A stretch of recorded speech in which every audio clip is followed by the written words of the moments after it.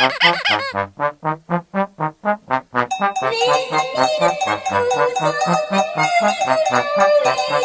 ben, je sais pas pourquoi. Aujourd'hui, je te parle de rien parce que j'ai fait revenir mon ami Alain Defoe, hein, qui est aussi ton ami.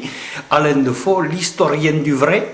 Et là, c'est très important aujourd'hui, l'historien du vrai et des petits riens qui font un grand tout. Et pourquoi je dis que c'est important l'historien du vrai? Parce qu'il va te parler d'un personnage emblématique dont on ne connaît pas bien les origines et qui s'appelle le Père Noël. Voilà. Ça, c'est un beau cadeau, ouais. Voilà. Et la prochaine fois, je te parle d'autre chose. À bientôt. Voilà. Tu vas voir, ça va te réchauffer. Et oui, Père Noël, bon, bah, au début, il n'existe pas. Hein, au début, il n'existe pas. C'est surtout Saint-Nicolas. Hein, Saint-Nicolas, bon, bah, ça sera celui qui servira d'image, d'idée, hein, d'idée pour la création du Père Noël. Saint-Nicolas, il est au 4e siècle, pas arrondissement, et du côté de la Turquie, là-bas, c'est un orphelin. Bon, il va grandir, évidemment, et puis il va regarder, il va s'occuper des autres, hein, voilà, il se promène avec son âne, sa mitre et tout ça.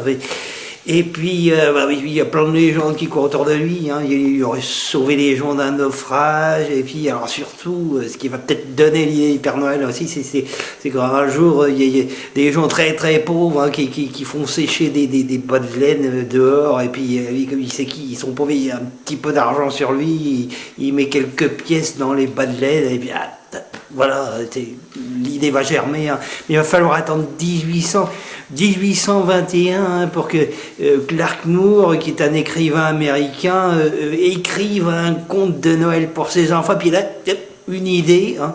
Il se dit, ouais, Saint-Nicolas, il connaît un peu l'histoire comme ça. Et alors, il prend Saint-Nicolas pour modèle, et puis alors, il dépoussière un petit peu la légende, là, et ça, il en fait un personnage un peu bon enfant comme ça, avec habillé en rouge, avec un bonnet à la place de la mitre, et puis à la place de l'âne, quand même, il met des rênes, hein, c'est côté un peu classe quand même, hein, voilà, et puis ce sera en 1823 que l'histoire va être diffusée dans les journaux américains. Bah oui, c'est aux États-Unis, ça vient de là-bas, hein, bien sûr, comme beaucoup de choses. Hein. Ça mettra un petit peu de temps à nous arriver, mais enfin quand même l'histoire a beaucoup de succès. Hein, et puis voilà, ça fait son chemin. Hein, alors ça devient aux États-Unis Santa Claus, Father Christmas. Enfin bon, voilà, hein, tous les petits noms comme ça qu'on lui donnera. Bon, ensuite on lui trouve un endroit où il habite. Alors d'abord c'est au pôle Nord. Et on se dit, ben, ça colle pas trop parce que les rennes au pôle Nord, ils n'auront pas à manger. Alors on le met en Mongolie, mais ce qu'on dit, c'est que quand même, pour rester un petit ancrage au pôle Nord comme ça, ça fait plaisir des gens. Et que la fabrique de jouets, elle est dans la glace. Hein, voilà. Et puis, il faudra attendre 1931 pour qu'il se passe quelque chose. Parce que l'histoire, c'est ça. Hein. Pendant longtemps, il se passe rien. Puis, hop, un truc, Coca-Cola, 1931, ils disent, ben oui, bon, on vend nos petites bulles l'été, mais l'hiver, il se passe pas grand-chose, voilà.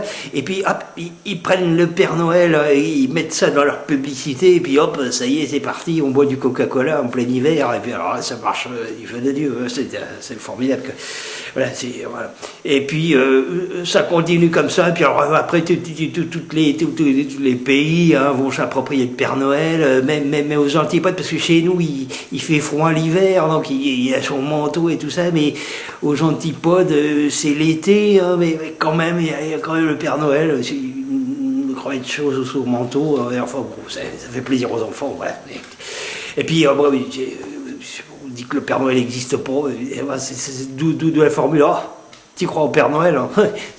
Ça veut dire, tu te fais des illusions, mais en même temps, il faut y croire, hein, il faut y croire de temps en temps, il y a que la foi qui sauve, comme on dit aussi, hein, je sais pas, mais Obama, par exemple, il y a cru, ah bah, bon, ça marchait, Martine Aubry, elle y a cru, ça marchait, enfin, bon. Voilà, enfin, je n'en dis pas plus, je raconterai, mais la prochaine fois, je parlerai de quoi, c'est vaste, hein, il se passe tellement de choses que Jaurès peut-être...